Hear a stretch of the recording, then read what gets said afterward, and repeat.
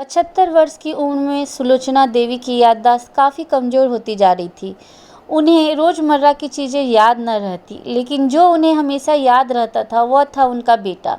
दिन हो या रात, एक पल भी ऐसा न होता जब उन्हें अपने बेटे की याद न आती। दूसरी तरफ बेटा था, जो साल भर में एकाध बार अपनी माँ को फ़ोन कर लिया करता था और 1-2 मिनट से ज़्यादा बातें भी न किया करता था। फिर भी यह बूढ़ी माँ टकटकी लगाए अपने बेटे का इंतज़ार करती रहती। एक दिन बेटे का विदेश से फ़ोन आया। हेलो हेलो, सुन रही हो ना माँ?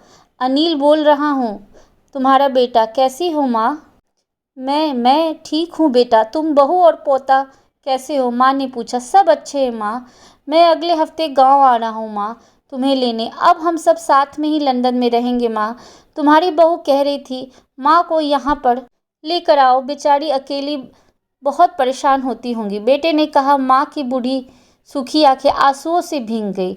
उसके कमज़ोर शरीर के नस नस में खुशी की लहर दौड़ गई।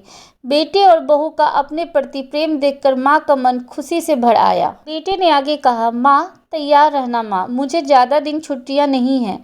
जिससे जितने पैसे लेने हैं लेकर रखना। तब तक मैं प्रॉपर्टी डीलर से बात कर लेता हूँ घर के लिए। घर के लिए? माँ ने पूछा। हाँ माँ, गांव का घर हमें बेच देना पड़ेगा। अब हम साथ में ही रहने वाले हैं, तो वहाँ पर घर रखने का कोई मतलब नहीं है माँ, बेटे ने कहा। बुढ़ापे की वजह से ठीक से चलने में असक्षम माँ ने पूरे मोहल्ले में घूम घूम कर अपनी इस खुशखबरी को सबको सुनाया। सभी को खुशी हुई। सबको लगा माँ जी के आखिरी दिन अपने परिवार के साथ खुशी में बीत जाएंगे। घर वापस आकर माँ ने अपने घर को कोने कोने को ऐसे देखा जैसे वह अपने दूसरे बेटे को देख रही हो। देखे भी क्यों ना, उस घर को अपने बेटे से कम थोड़ी समझा था। अपने पति के साथ 40 साल यहीं तो बिताए थे, लेकिन अब मजबूर थी बुढ़ापे के आखिरी साल बेटे और बहू के साथ बिताना चाहती थी। दिल पर पत्थर रखकर घर बेचने के लिए माँ तैयार हो गई। आनन फानन में बेटे ने घर को आधे दामों में बेच दिया। माँ ने ज़्यादा नहीं, लेकिन जिन चीज़ों से दिल लगा था उन चीज़ों को समेटा और बेटे के साथ टैक्सी में बैठकर एयरपोर्ट के लिए चली गई। एयरपोर्ट पर आकर बेटे ने माँ से कहा। माँ तुम यहाँ बेंच पर बैठो, मैं सामान और बोर्डिंग पास की जाँच करा कर आता हूँ। वहाँ वक्त लगता है और खड़ा रहना पड़ता है, तुम्हें तकलीफ होगी, तुम यहीं आराम करो। मैं यूँ गया और यूँ आया। माँ बेंच पर बैठ गई और बेटा अंदर चला गया।